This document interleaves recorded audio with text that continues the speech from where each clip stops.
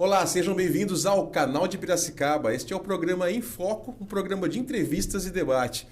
E eu sou Marcelo Sanches. Hoje nós temos a presença da Raquel Miranda.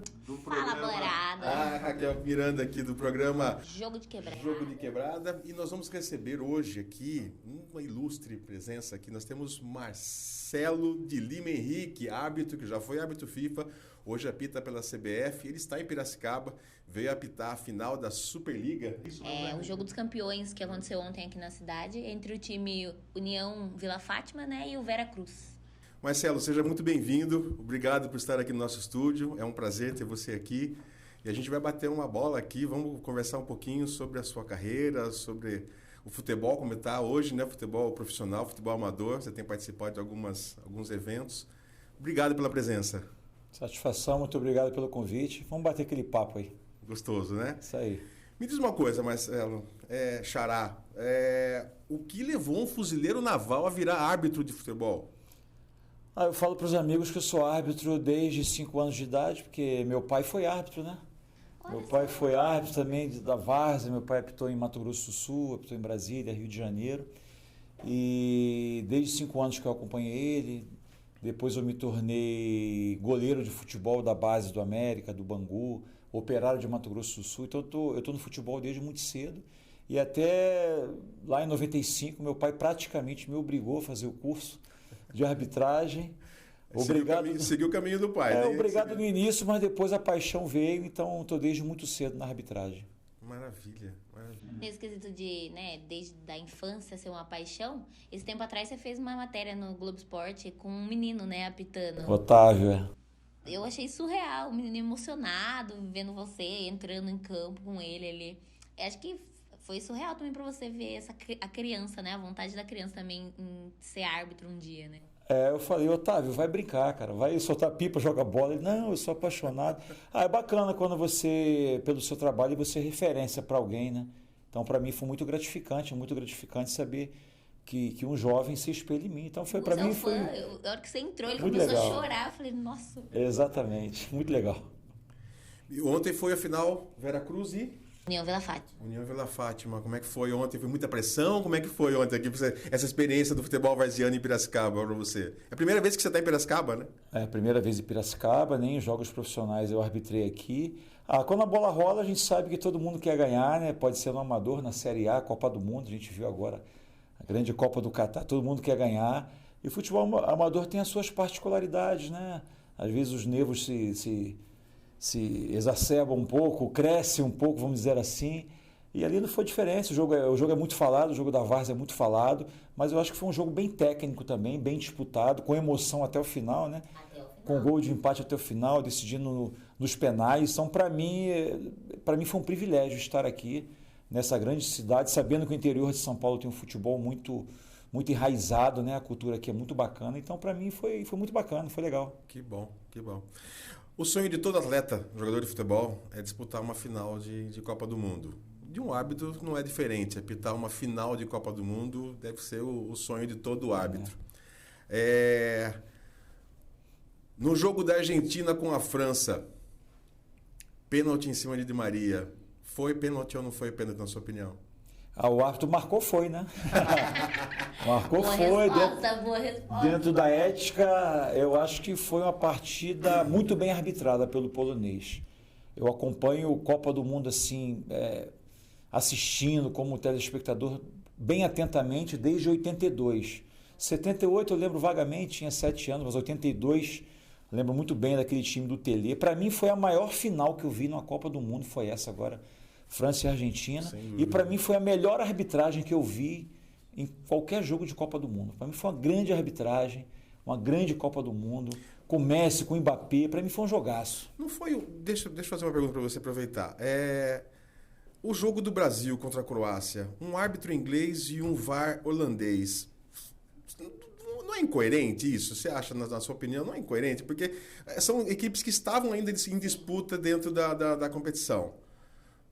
Ao meu ver, estou falando, Marcelo, da sua opinião, o que você acha? Eu acho que se a gente pudesse sempre ter uma neutralidade continental, né, vamos dizer assim, seria melhor, sim, de repente, um árbitro americano, um árbitro asiático. Acho que seria bacana para não ter para não ter realmente esse papo, seria bacana, mas eu acho que o árbitro inglês também foi muito bem, ao contrário de algumas pessoas aí que viram penal para o Brasil, uma coisa absurda, que não foi penal, aquilo não é penal nunca. A bola inesperada, sem impacto tático nenhum, não é a mão deliberada. Então, eu acho que o árbitro inglês foi muito bem na partida, sim, mas eu acho também que poderia ser evitado. Poderia colocar um árbitro asiático, um árbitro africano, sem nenhum problema. No quesito arbitragem, né? Quando foi implantado o VAR, como foi para você essa transição? A diferença hoje é que nós temos o jogo do campo e o jogo da TV. E quem melhor se adaptou a essas mudanças tecnológicas é que está no mercado. Eu estou no mercado há muito tempo, eu sou árbitro há 28 anos, sou árbitro mais velho que apito Brasileirão aí. Muitos mais novos que eu, com menos idade, não conseguiram ter essa adaptação, de entender que agora nós temos o jogo do vídeo, e realmente foi uma adaptação. Hoje em dia no mercado quem está inserido é quem se adapta melhor às mudanças. Foi uma grande mudança, sim, e nós temos que encarar isso, que hoje tem o jogo do campo e o jogo da TV. E quando você chega no monitor ali, é o monitor que manda, a imagem fala, e você praticamente vira um refém daquela imagem, porque o fato está ali. Não tem como você, no campo eu não achei, não vão marcar. Mas no vídeo está mostrando que é o penal. Então eu acho que a mudança tecnológica do VAR ela veio para ficar e é daí para frente. Você gostou? Você particularmente gostou ou não gostou? Gostei, nós temos que gostar. Hoje não teremos mais um gol em impedimento, não teremos mais um penal marcado fora da área que você deu dentro ou vice-versa, não teremos mais uma agressão que a TV filmou e você não vai ser chamado a revisão que não vai tirar. Então, um gol de mão hoje deliberada não vai acontecer. Então, acho que a mudança veio para legitimar os placares, sim. Você falou que você é o árbitro mais velho apitando, né? Tem uma idade limite para arbitragem ou não? A gente destruiu a idade, não tem mais idade. É como se falasse para você que só vai poder fazer o seu programa até 50 anos. Com 51 você não pode. Por quê? Se você é capaz. Então, eu acho que o mundo hoje mudou. Mudou sexo, gênero, idade. Mudou tudo. Então, cada um pode estar onde quiser. E eu, que legal. Antigamente, até 2016 era até 45 anos. Tinha uma idade limite? Tinha uma idade limite até 2016, até 45 anos. Em 2016 eu faria 45 anos. Briguei muito por isso, para mudar a idade. Obviamente que não foi por causa de mim, quem sou eu, mas eu contribuí um pouquinho. E a idade evoluiu até 50 anos. Em 2020, o presidente Gaciba, eu pedi muito para ele da comissão, Gaciba, vamos acabar com essa idade, eu e alguns. E hoje em dia a arbitragem nacional e mundial não tem mais idade. Uau, eu faço esse ano 52, já estou habilitado para as competições nacionais. Os exames físicos, técnicos, psicológicos são os mesmos que eu faço para o árbitro jovem. Então tem a capacidade de avaliação. Você está sendo avaliado, está conduzindo bem os jogos e a idade foi explodida, vamos dizer assim. Acabou o limite de idade. Que bom, Marcelo. Marcelo, o futebol amador ele tem se desenvolvido muito. Aqui, principalmente na região, no estado de São Paulo, ele desenvolve muito. E as ligas estão cada vez mais fortes, né? Você acha que esse é o caminho para ressurgimento de novos talentos? O que você acha das ligas armadoras? Sempre. Eu acho que é um resgate. A gente tem que resgatar. Eu sou do Rio de Janeiro. No Rio de Janeiro, os campos de bairro foram tomados por condomínios. Eu acho que as cidades do interior têm um papel muito importante, tanto que as federações elas fomentam e fortalecem o futebol do interior. Eu acho que o caminho para surgirem grandes jogadores e grandes árbitros é o interior. A gente tem que olhar para o interior cada vez mais. E essas competições aí certamente fomentam muito o surgimento de talentos. Então, parabéns a quem organiza. E cada vez também está sendo mais comum encontrar ex-profissionais, profissionais na várzea e no amador, né? Jogadores assim. A várzea está muito fortalecida e a gente sabe que alguns jogadores estão fora do mercado e é a maneira deles ganhar o seu pão de cada dia também, porque as equipes são fortes e pagam para esses jogadores. Então, eu acho muito bacana, como ontem eu encontrei um jogador aqui, né, o Paulinho, que jogou em grandes clubes aí. Sim. Então, é bacana sempre a gente ver essa galera movimentando aí. Que legal. O seu auge de arbitragem, você considera que foi eliminatórias da Copa? Que você apitou, acho que em 2014, alguma coisa assim? Acho que o jogo, a partida mais importante que eu apitei até então foi como FIFA, né? Uruguai e Argentina. O Messi jogou? Não, só o Messi não jogou, ele estava lesionado, uma pena. Mas foi um grande jogo, Uruguai-Argentina. Quebrou a minha pergunta, Marcelo. Eu ia perguntar a você como é que apitava, mas ter contato com o Messi. O Messi não jogou. Seria um sonho, sim. Nossa, devia ter sido... Mas eu acho que foi bacana, porque... Foi no Uruguai ou foi na Argentina? Foi no Uruguai, 3-2, Uruguai tinha que ganhar da Argentina para ir para a repescagem de Copa do Mundo.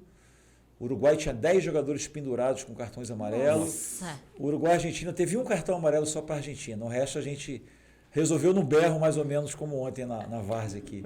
Aqui você deu bastante cartão ontem, né? Pouquinho. O freguês vai pedindo, a gente vai de acordo com a clientela. Eu tava vendo, e o povo fala, né? O povo gosta de comentar, que se fosse fulano, queria ver se você dava cartão, se fosse ciclano, não sei o quê. O jogador gosta de resenha, mas faz parte. É engraçado. Qual foi o jogo mais difícil que você apitou?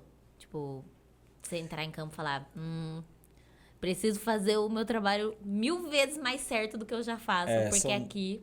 São muitos jogos difíceis, né? Tem um que me marcou bastante, foi a primeira final de estadual que eu apiei no Rio de Janeiro, foi um Flamengo e Botafogo, meu primeiro jogo com escudo FIFA. Nossa. Então foi muito, lá em 2008, foi muito importante essa partida. Uruguai-Argentina foi um jogo muito importante para mim também, mas eu fiz uma semifinal de Libertadores, Santos e Corinthians na Vila Belmiro, 1-0 Santos, 1-0 Corinthians, gol do Emerson Sheik, no ano que o Corinthians foi campeão mundial. Ali foi muito importante para mim, porque um clássico paulista, um clássico mundial, arbitrado por um carioca, dentro da Vila Belmiro. Então ali quebramos paradigmas, né? Porque São Paulo, celeiro de grandes árbitros, à época tinha grandes árbitros aqui, PC, acho que o Salvio estava ainda, Klaus e outros, e eu fui escolhido para arbitrar esse jogo. Então essa partida me marcou bastante. E a Vila é aquela pressão que todo mundo fala mesmo, principalmente na arbitragem? A Vila pulsa, né? Porque é um estádio acanhado, né? Não é uma grande arena. E da chegada à saída é pressão, é o pessoal sacudindo o carro, mas faz parte, é gostoso até. Já saiu bastante escoltado de campo? Sempre, quase, né? Não vamos dizer escoltado, mas com a segurança, porque na realidade eu falo até que a segurança é mais para os torcedores e para os jogadores, porque se tiver algum problema a gente vai proceder. E aí às vezes tem uma segurança para você não ter que anotar em súmula, não ter que fazer um BO, e às vezes o clube é prejudicado, né? Se houver algum fato, você tem que fazer, né? Tem que relatar. Tem bastante boletim de ocorrência? Não, nenhum. Não tenho. Tem muitas ameaças. Que legal. A minha rede social ela é aberta. Se eu fosse fazer boletim de ocorrência a cada ameaça que eu sofro, eu viver na delegacia, mas eu encaro isso como bravata. Eu não encaro... Acho que o torcedor, ele é muito emotivo. Infelizmente, a gente vive uma era hoje de rede social em que as pessoas acham que podem tudo, não podem. Exatamente. Eu não sou o cara que vive denunciando todo mundo. Se eu vivesse denunciando todo mundo que me ameaça, realmente vivia numa delegacia, o delegado ia ser meu conhecido, mas tem que saber lidar com isso. Maravilha. Deixa eu perguntar para você a questão na sua opinião, o futebol brasileiro ele vem passando, né, por momentos muito difíceis. A gente percebe o futebol sul-americano, ele está sempre correndo atrás ou fornecendo atletas para a Europa e o resto do mundo que tem um poder aquisitivo muito maior. A SAF é uma novidade para a maioria no Brasil, é uma novidade. Então, alguns clubes estão optando por isso. Tua opinião com relação à SAF? O que você poderia dizer para a gente? Eu penso o seguinte, apesar da gente ainda ser terceiro mundo, né, um país emergente, né, mas nós somos um país muito capitalista. Eu acho que o nosso futebol tem que ser muito valorizado. É um futebol pentacampeão do mundo. Todas as ligas do mundo nós temos grandes jogadores do Brasil. Eu acho que os clubes, dentro da sua limitação financeira, tinham que se valorizar mais um pouco. Mas eu estou falando de fora, né? Porque quem está lá dentro sabe onde o calo aperta. Eu acho que os valores ainda são irrisórios em relação ao mundo, mas eu só acho, porque a conta dos clubes aí são imensas, né? Eu sei que eles têm que pagar as suas faturas.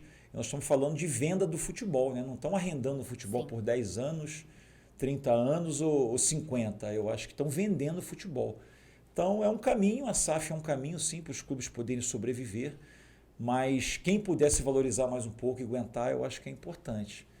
Né? Alguns clubes aí se reergueram com as SAFs, mas é uma coisa que a gente tem que esperar um pouquinho para ver se vai valer a pena realmente.